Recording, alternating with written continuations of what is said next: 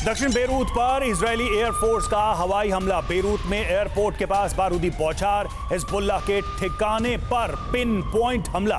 हमले में हिजबुल्लाह का मिसाइल गोदाम तबाह हो गया।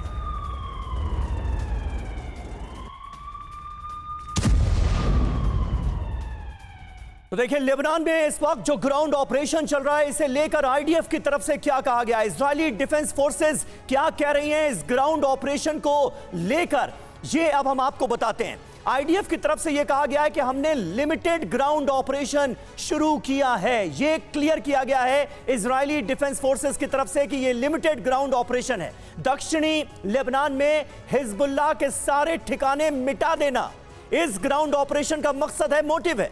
ग्राउंड फोर्सेस के साथ टैंक और आर्टिलरी यूनिट भी मौजूद हैं। अब लेबनान में एक साथ एयर और ग्राउंड अटैक होगा, यानी एयर स्ट्राइक भी रुकेगी नहीं और ग्राउंड ऑपरेशन भी आगे बढ़ेगा। इजरायली नागरिकों को बचाने के लिए जरूरी कदम इसे बताया गया है। हम अपने टारगेट पूरा करने के लिए आगे बढ़ रहे हैं, ये आईडीएफ कह रही है। उत्तरी इजराइल में अपने नागरिकों की वापसी करवाएंगे, ये कहा गया है आईडीएफ की तरफ से इस ग्राउंड ऑपरेशन को लेकर। बिल्कुल, तो लेबनान ग्राउंड ऑपरेशन क्यों शुरू किया गया और आगे आईडीएफ का प्लान क्या है, कुछ महत्वपूर्ण बिंदुओं पर गौर करते हैं। आधी रात इजरायल बॉर्डर पर मूवमेंट शुरू हुई और सीमा पार करके आईडीएफ सैनिक दक्षिणी लेबनान में घुसे। टैंक, थल सेना और मिसाइल लॉन्चर लेकर यह हमला हुआ। उत्तरी बॉर्डर से लितानी की दूरी 29 किलोमीटर रही और लितानी के इलाके तक इजरायली सैनिक कब्जा करेंगे।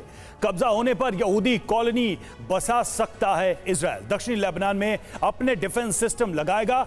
आसपास के दूसरे इलाकों पर भी हमले बढ़ेंगे और नवातिये से लेकर बेलबेक तक का इलाका दहल सकता है। तो ये कुल मिलाकर अभी तक जो प्लान है और एक्शन है, उसका मैप हमें नजर आ रहा है। संतेश जी, डॉक्टर संतेश, अब सवाल ये है कि इस पूरे मामले में ईरान के पास प्ले करने के लिए, ईरान के पास कुछ करने के लिए कितना स्पेस बचता है या कितनी गुंजाइश बचती है, तब जबकि हर रेड लाइन को इजरायल ने क्रॉस कर दिया। अब कुछ ऐसा बचा ही नहीं है कि कहा जाए कि भाई ऐसा हुआ तो हम युद्ध कर देंगे। जी, ये बहुत महत्वपूर्ण विषय आपने उठाया। देखिए, पूरे युद्ध में आप अगर देखेंगे, किसी देश का सबसे ज़्यादा इन्वॉल्वमेंट है इजराइल के अगेंस्ट, जिस तरह मोबिलाइजेशन कर रहा है, फंडिंग कर रहा है, बेसिकली ट्रेनिंग दे रहा है, आर्म्स प्रोवाइड कर रहा है, वो देश कोई और नहीं, वो ईरान है।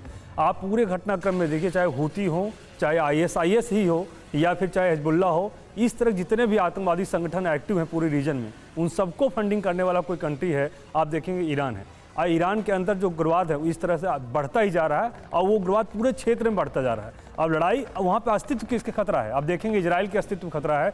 एकमात्र देश है जो यहूदियों का देश है, वो उनके सर्वाइवल की बात है। अगर किसी सर्वाइवल की बात जैसे ही आती है तो आदमी ज़्यादा हिंसक हो जाता है। आप पूरे क्षेत्र में देखिए घटनाक्रम कहाँ से शुरू हुआ, एक छोटा सा, अभी आप बोल रहे हैं बहुत लिमिटेड वार करने की बात कर रहा है इजराइल, लेकिन लिमिटेड जैसी कोई चीज़ होती नहीं है। आप देखिए, हमास के अगेंस्ट जब मूवमेंट शुरू हुआ, उनका आंदोलन शुरू हुआ, वार शुरू हुआ, बेसिकली एस्केलेट होता गया, धीरे धीरे बढ़ता चला गया, वो लेबनान तक पहुंच गया, अब सीरिया पहुंच गया, बेरूत पहुंच गया, मतलब बढ़ रहा है, एक्सपेंड हो रहा है। आप देखिए नेक्स्ट टारगेट लार्जर आप देखेंगे वो ईरान ही है। तो मुझे लगता है वो भी दिन दूर नहीं जब ईरान पे हमले होंगे।